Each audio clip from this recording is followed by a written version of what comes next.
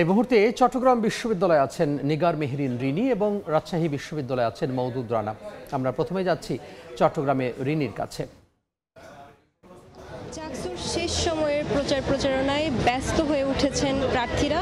আজকে রাত 10:30 পর্যন্ত এই প্রচারণা চলমান থাকবে। এর পর দিন থেকে তারা আর প্রচারণা চালাতে পারবেন না, কারণ আচরণবিধি অনুযায়ী যেই 15 তারিখ যে ভোট হবে, ভোটের 24 ঘন্টা আগ পর্যন্ত প্রার্থীরা প্রচারণা কার্যক্রম চালাতে পারবেন।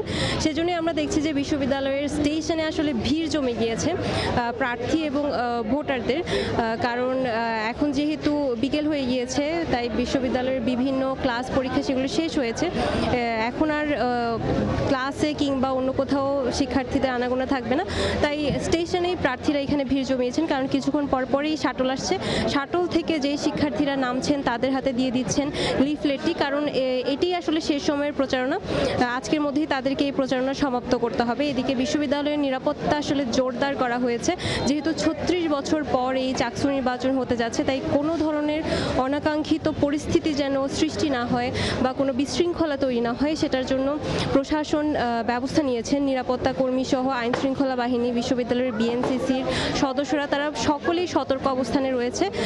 বিশ্ববিদ্যালয়ের যে প্রবেশ পথগুলো রয়েছে সেখানে নিরাপত্তা বাহিনীরা রয়েছেন, তারা সব সতর্ক অবস্থানে রয়েছেন। যারা আসা যাওয়া করছেন তাদের প্রত্যেকের কাছ থেকে যে পরিচয়পত্র, সেই পরিচয়পত্রটি তারা দেখছেন এবং বহিরাগত কাউকে আসলে প্রবেশ করতে দেওয়া হচ্ছে না। এবং হলগুলোতেও কোনো অবৈধ শিক্ষার্থী অবস্থান করছে কিনা সেটিও আসলে অভিযান চালিয়ে তারা খোঁজ নিচ্ছে, যেন সব মিলিয়ে একটি সুষ্ঠু নির্বাচন এই বিশ্ববিদ্যালয়কে দেওয়া যায়। তার যথাযথ যে ব্যবস্থা নেওয়ার সেটি তারা করছেন বলে আমাদেরকে জানিয়েছেন। চট্টগ্রাম বিশ্ববিদ্যালয় থেকে চাকসু নির্বাচনের এই ছিল আমার কাছে সর্বশেষ। এখন রাজশাহী বিশ্ববিদ্যালয়ে আছেন আমাদের সহকর্মী মওদুদ রানা।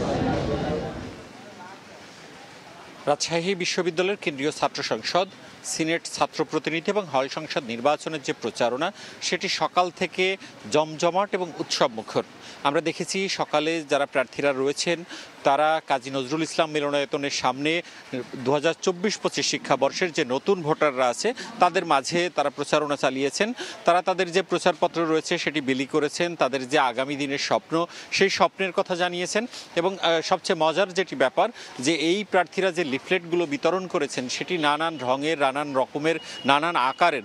কেউ কেউ তাদের যে ব্যালট নম্বর সেই নম্বরটি উল্লেখ করেছেন, কেউ কেউ নানান যে বিশ্ববিদ্যালয়ের শিক্ষা, পঠন পাঠন সেগুলোকে অগ্রাধিকার দিয়েছেন। সব মিলিয়ে নানা কৌশলে আসলে প্রচারণা চলছে।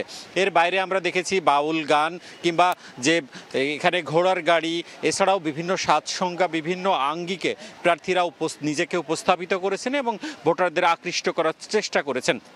এখন আমরা রয়েছি পরিবহন মার্কেটে, সেখানেও দেখছি প্রার্থীরা তাদের যে প্রচারণা সেটি করছেন, তারা তাদের পক্ষে ভোট চাচ্ছেন। এবং একই সাথে দুপুরের পর থেকে বিশ্ববিদ্যালয়ের যে আবাসিক হলগুলো, সেই হলগুলোতে প্রার্থীদের যে পদচারণা সেটি বেড়েছে।